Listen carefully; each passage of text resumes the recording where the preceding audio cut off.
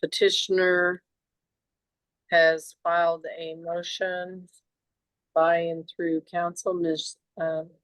Schooler, to modify parenting time. They've also filed a proposed temporary parenting plan. The respondent appears with his attorney, Mr. Beal. And I guess, counsel, are we going to hearing today? That was our intention, Your Honor. All right. All right, Ms. Schooler, you may call your first witness. Your Honor, I was going to proffer if that's all right. Okay. Your Honor, the original parenting plan was the de facto parenting plan. The parties have a pretty different schedule. Per that parenting plan, the parties exchange quite early in the morning when the respondent goes to work. My client has the child all day, and then the respondent picks up the child from my client because she typically works evenings. My client is currently a waitress at Willie's. But obviously that is not her long-term goal in life. She would like to obtain different employment, to start a career, and further herself in that way. There have also been significant issues between the parties when it comes to the parenting time schedule. Recently, my client received the child with one sock. And because the parties are sharing custody, she keeps the clothes at her house, so she returned the child to the respondent with one sock. When she explained to him he just had one sock, she was called a filthy effing liar, and there was a bit of some screaming that went on. So at the next exchange, my client had her partner, Cooper, sit on the porch just to make sure nobody got screamed at, to hopefully keep things calm, or at least be a witness if the respondent decided to scream at my client again. Within a few days, Mr. Cooper, the partner to my client, received a letter at his parents' house that he's involved with a married woman, and kind of going on about that. That's when Cooper had reached out to Mr. Smith, telling him that he didn't like letters and not to contact him. And then Mr. Smith began calling Cooper very late at night. That's page 2 and page 1. You can see the no caller IDs. And an actual call from his phone number took place at 11:37 p.m. It continues all through the night. Well, they are still married, right? They are married. Okay. Why is the exchange at 5 a.m.? That's when the respondent goes to work. So my client provides childcare for the respondent, and the respondent provides childcare for the petitioner. They have opposite schedules. And are they taking to the house or meeting somewhere else? They, whoever's starting parenting time, the minor child is dropped off to the parents starting their parenting time. So in the morning, the child is taken to Mrs. Smith, and the evenings, the child is taken to Mr. Smith. And they'll agree on locations sometimes. Sometimes it's their house, sometimes it's Quick Trip, sometimes it's her parents' house. What is your client? I mean, these people need to get divorced. And when you start bringing in other partners before you finalize divorce, it starts creating issues. And so that's not surprising. So we need to get these folks divorced so that they can move on, I guess. So what is it that your client wants exactly? We would propose a week on, week off schedule that would limit the parties to one exchange. Our proposed time is 11 a.m. on Sundays, and that the exchanges be limited to just the parties. Nobody else should be present. No sisters, no moms, no boyfriends, not my client's parents, just the two parties. So that way the tensions can hopefully decrease in the future. That's a long time for a child under the age of 3 to go without seeing the other parent. Why can they not do some kind of Wednesday evening or some kind of Wednesday visit in between their off weeks? That's fine. And we would also consider if the court would order a 2-2-3 schedule. We were just truly trying to limit the exchanges as much as possible. Right. that may help them with their emotions and be in their best interest, but it doesn't mean it's really in the child's best interest. So I would at least like to see midweek that there be some kind of contact. You know, unless they're doing a lot of, it's pretty hard to do FaceTime with children that small, but I know it's done if they're satisfied with that. But to go a whole week without seeing the off parent is a long time for a child that age. So, Mr. Beal, what have you talked to your client about doing? Well, I talked to my client and I told him that usually the court would consider a 223 with people that don't really get along. But these parties, what traditionally had happened was they've been exercising this de facto arrangement because mom's working third shift. And so that's why dad had the minor child during the nighttime and mom had the child during the day, and that avoided daycare. Uh, and the child has never spent the night with mom. And what precipitated this issue, as the court stated, having a significant other. Obviously, there's a disagreement as to what transpired. We have the text messages. My client filed a police report because her significant other threatened him. So, but that's a significant other. It's not the two parties. Um, it's my client's position that it's still in the best interest of the minor child to go back and forth because that's what the routine of this child has been its entire life, is going back and forth between these two parents. And kind of switch that up at this point because we don't know, since mom's working third shift, would that mean that she would have a babysitter in the evening, or would she have my client watch the child during her shift time because she works third shift and sometimes her work, she doesn't get home till 2 or 3 in the morning for some of the jobs that she has. And that's what presents the problem. And that's why they had the unique situation that they did, was because they had opposite shifts. Uh, so I think what had transpired when the issues arose, I had my client say, I told him if anything occurred where somebody threatened you to call the police said you might want to exchange at a police department or even a quick trip. So he wanted to exchange at a police department so there would be no conflict, especially with not having any third parties around.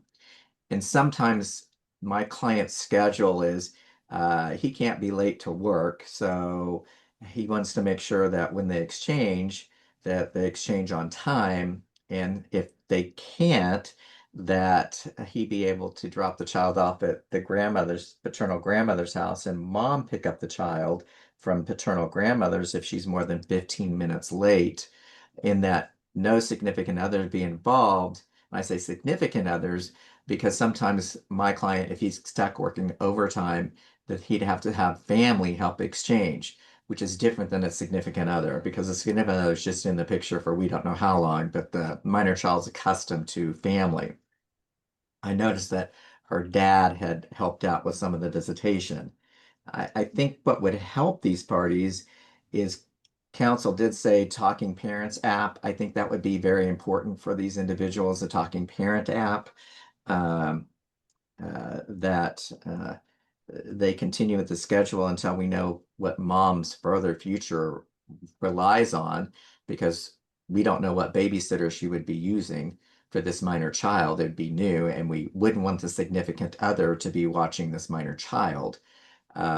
So those are our biggest concerns, and that's why we wanted the schedule to just stay the same, but there'd be a 15-minute window, and that they exchange at a police station. They use Talking Parents app, um, and that if one parent says the child is sick, then the other parent is still entitled to the child if they want to take care of a sick child. It just depends on how sick this child is. Um, so those have been the issues. And then I think what really precipitated the issue of filing the motion is that when the court adopted the parenting plan, originally this case had 2 cases filed, and we consolidated the 2 cases, and the court Right. adopted the parenting plan from the petitioner. My parenting plan actually had a holiday parenting plan included in it, and it had times in it. We didn't actually adopt that. The court only adopted the petitioner's parenting plan. And since there was a 4th of July holiday, it kind of precipitated a problem because we have no parenting plan for the holidays. I know we haven't finalized it yet, but there's only one holiday really in the summer, and then there's Labor Day, Memorial Day. But I think that was one reason that precipitated the problem, is we had an actual 4th of July holiday parenting plan that we have a parenting plan we could incorporate for the time being in the temporary orders. So at least we have something for them to rely on until we either get this case tried or they agree and resolve the issues. Okay, so I'm looking at the temporary parenting plan that I signed May 19th of 2026, correct? Yeah, I Paragraph have 16 has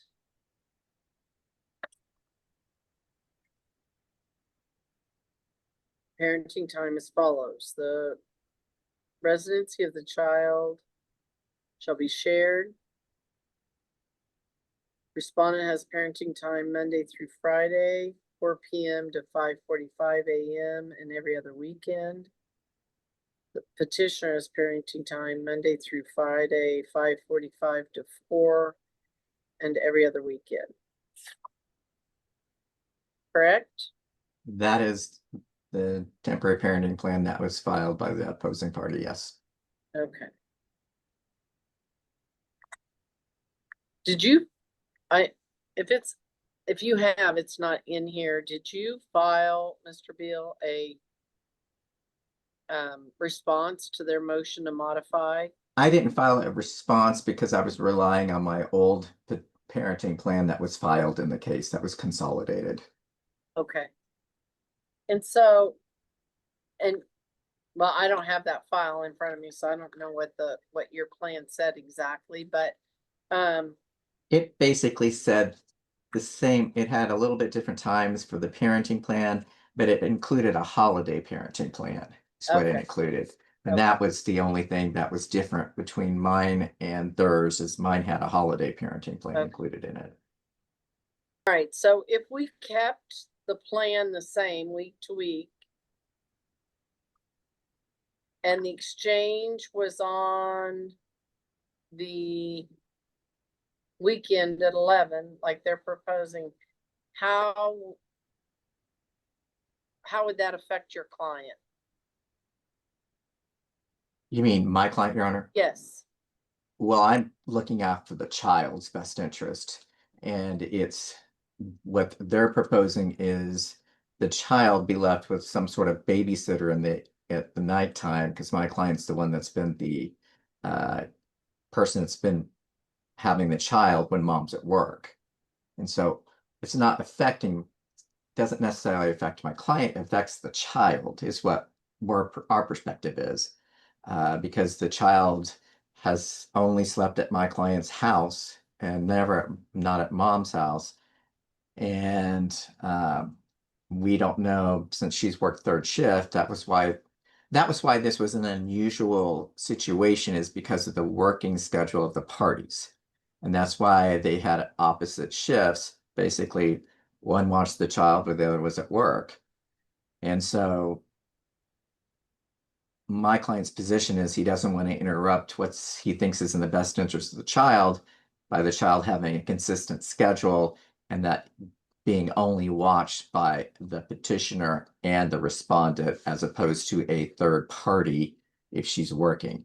And since I haven't been informed if her job has changed, so I don't know what her schedule, if it has changed, I don't know what that is. What time does he go to work? He goes to work at 6. All right, Miss Schooler, Sure. I'm trying to figure out, these parties don't have a lot of money, and they probably should avoid childcare as much as possible. Especially if the other parent is available. So basically, if you go week to week, each party's gonna have childcare. Your Honor, so first I would like to clarify, my client will forego any evening shifts, any dinner shifts at the restaurant if that's a concern of the court. Her schedule is flexible, and we are requesting this also so she can get a more standardized employment, a 9 to 5. My client's parents could provide the childcare during the day. I believe they would do it for free, but I think a minimal cost could be negotiated for, snacks and diapers, stuff like that. My client does, I don't know if Mr. Smith's family is available. I know he does. He's very involved with them and they spend time with the child. My client has no problem with, them providing some of the care for the child during his parenting time. I don't know their schedules, of course, I can't say that, but she's not against that. But my client's parents could provide that if the court would order it. Okay. Well, about all I can do today is this. I want to remove the new partner out of the equation altogether. Obviously, if that becomes a permanent relationship, then that involvement will be just like any other step-parent type of involvement. But I want the exchanges to be between the parents and for them to be cordial with one another. And I'm inclined to just continue what they've been doing until your client has an actual new job, and send them to domestic conciliation in the interim. I will say this. I don't think it's best for a child to go a long period of time without being around the other parent, especially how they've been splitting days the way that they have. So the child is essentially seeing each parent daily, correct? Yes. Yes. I mean, that is best for a child, frankly, especially a child of that age that everyone is still continuing to bond with. But I also don't think, I guess the every other weekend is when surely mom gets, you said she doesn't get any overnight. Surely on her every other weekend, she's doing overnight? Yes, Your Honor. Yes. Okay. Because I don't think that it ought to be a situation where she never has her child overnight.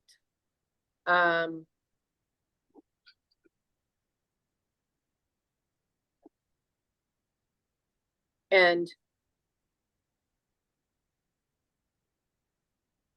yeah, I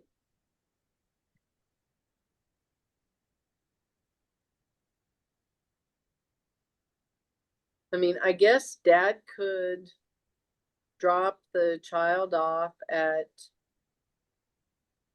5:45 at her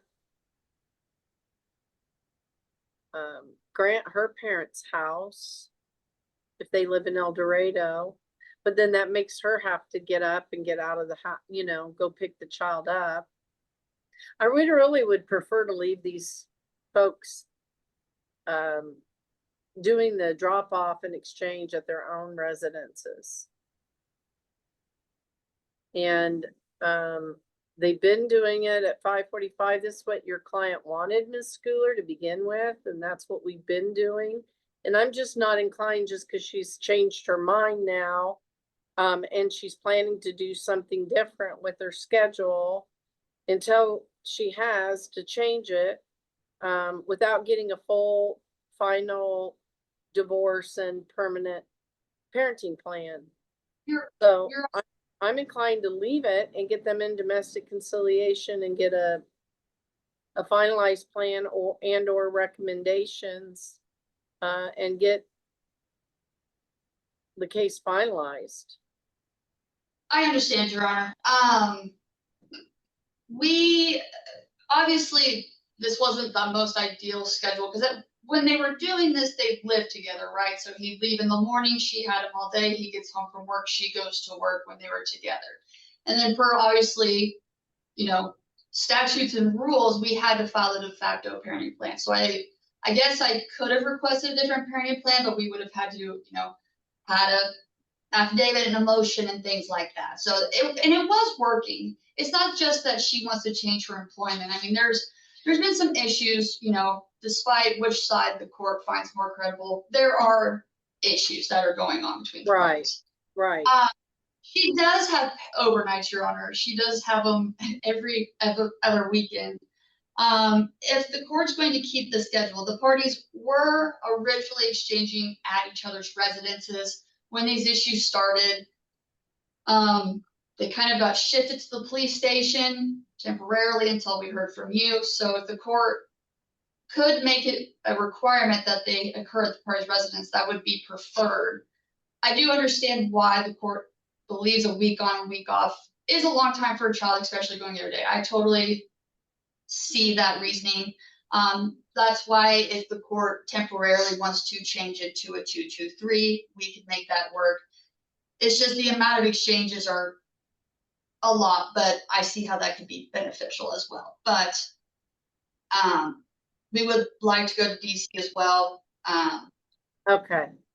I really think they can figure out something that works for everybody. I mean, obviously, maximizing time with parents is the goal. They're fortunate if they have grandparents, so they wouldn't be looking at paying sitters, which is very expensive and sometimes hard to find. So they do have that advantage. And of course, grandparents have a right to some time with the kids. I mean, to me, this is no different than if the child were in preschool or something, or even daycare. You're dropping the child off every day. I don't know.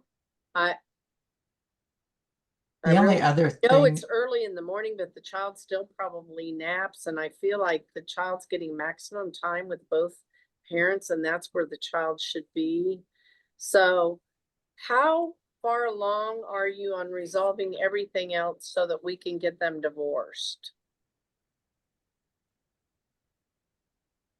We've made some progress, Your Honor. There are some sticking points. This being one of them. Obviously, we want to do shared. It's just a question of how we're going to do it. Okay. And there are some personal property issues. We've negotiated, I think, a lot of it, but there are some pretty important parts that have not been resolved. Okay. And Mr. Beal, I imagine since your client retained you, you've discussed with him how he's to treat the mother of his child and what kind of problems can be created if there's a hostile environment with exchanges and all that kind of stuff. yeah, So I am going to adopt the parents app. And that's how they need to communicate. I'm going to ask that no third party significant, intimate dating partners be involved at all in terms of communication or pickup or drop off or being present during that. If either party needs assistance with drop off or pickup, they're free to use their parents. And if something comes up that they need to change the location or something, they can make that request on the parent app.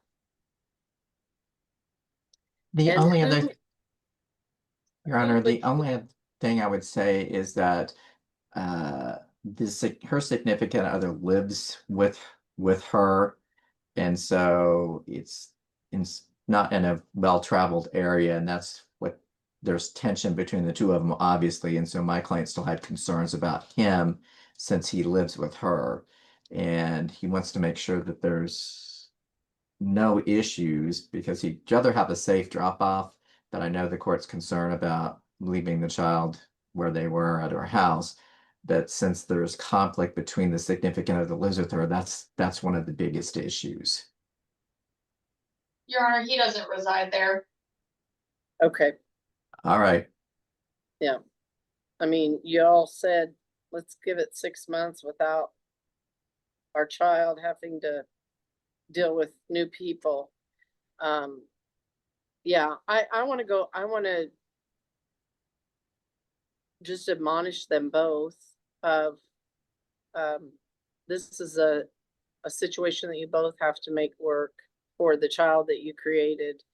And you're the only two parents the child will ever have, and you are the two parents. And you need to act like you're the parents. So I want you to go back to what you were doing.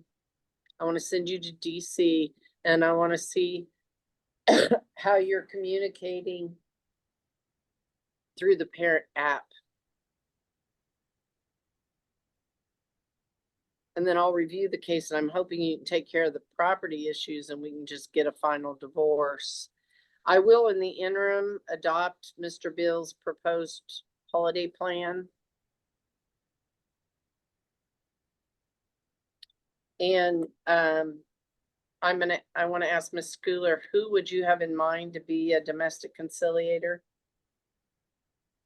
I'm not super familiar who does it in Butler County, Your Honor. My typical go-to is Christy Campbell or Alex Flores, but he's about to go on paternity leave. Richard Saniego. Terry, do you have a preference? My first preference would be Christy Campbell. I'm cost-wise, Josh Andrews doesn't do them anymore, does he? I'm not aware of him. Okay. I mean, I can tell you that we use I know that Bid. Becky Mann, I know that Becky Mann's used, I would prefer Becky Mann. I know that I think it's kind of expensive, but I would prefer Becky Mann. Well, why don't we just use Collaborative in Andover? Okay. They are very good at doing the most detailed plans, other than maybe Paul Langworthy, that I've seen. And I know they're not cheap, but they do a lot of different conditions. Sometimes they go so far out in the future, I'm amazed that they can do a parenting plan that anticipates various changes. But I think they could help them when she does transition into different employment, how they should share their time. And it may very well be a 2-2-3. But talk to them about, what they may encounter with those, and what that kind of plan, what kind of impact it may have, and all of that. So I think it's worth the investment. They charge a cheaper rate if they don't have to do a full investigation.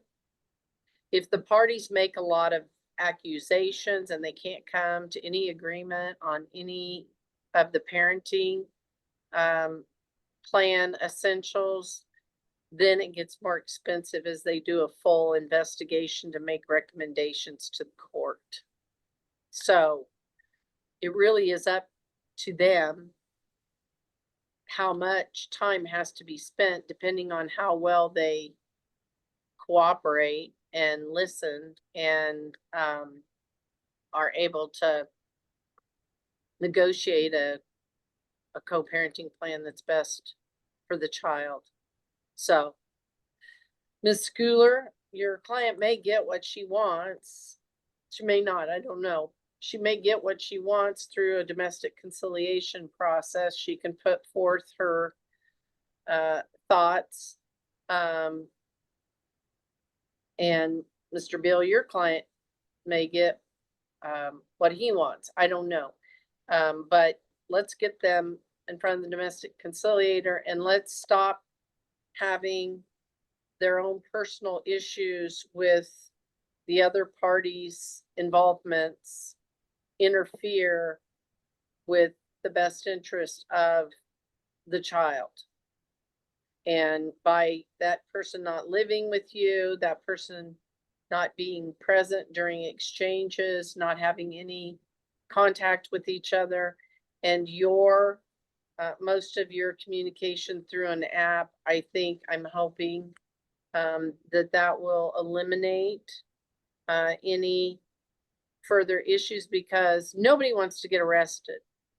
And that's what's going to happen, is somebody's going to get arrested and something good's not going to come of it. And somebody may lose their parenting time as a result of it. And it's just, there's no reason for it. Put your focus on your kids. Start hammering out the details of your divorce so that you can get divorced and work on a final parenting plan with your attorneys and through the skills that you learn through domestic conciliation. Okay? Well, my client was still requesting the police station because of the conflict. Yeah, I understand. Where does her mother live in relation to? Look, can your client make sure that whoever she's seeing is not at the house in the morning for the exchange? Your Honor, my client typically comes out and gets the child, I believe, from the truck. If not, she can just make that the status quo. So she comes out and retrieves the child and goes into the residence. Okay. Nobody's going to be present. I mean, that's how I understood your so it's just the do they not both have videos that captures the street? I would say, yeah, you need to come out, meet him. He just shouldn't have to get out of his car. Yeah, she has a Ring doorbell as well. Yeah. I want them to try again to put this behind them and understand that they've been admonished and they know what's at stake, which is their parenting time. And there should be no third party interference, and get them in a environment where they can talk in person about a final parenting plan, and meanwhile communicate through an app so it's documented. And I don't want to change the location. I guess if somebody gets arrested or somebody does something that's captured on video, or something else happens, you're going to have to let me know. And then I'm going to have to sanction somebody somewhere and make some changes. But I'd like them to try again. Understood, Your Honor. Okay. All right. All right. We are adjourned, except I need to give you a review date. And 2, does the court want to prepare the order? Ms. Cooler. No problem, Your Honor. I just want to make sure, and Terry to confirm with me, morning drop-offs were at my client's residence and afternoon drop-offs were at Mr. Smith's residence. Yes. Yes.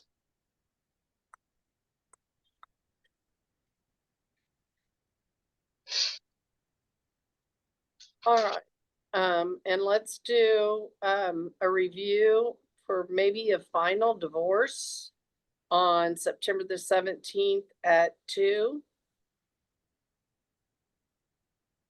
I'm available, Your Honor. My calendar's a little slow. Just a moment. Okay. And hopefully if they get a hold of Collaborative pretty quick, they'll have a plan for us. And so we can finalize everything. If not, announce it for trial, and we'll set a pretrial and a custody trial or a divorce trial. September 17th at 2 o'clock would work for me as well, Your Honor. Okay, perfect.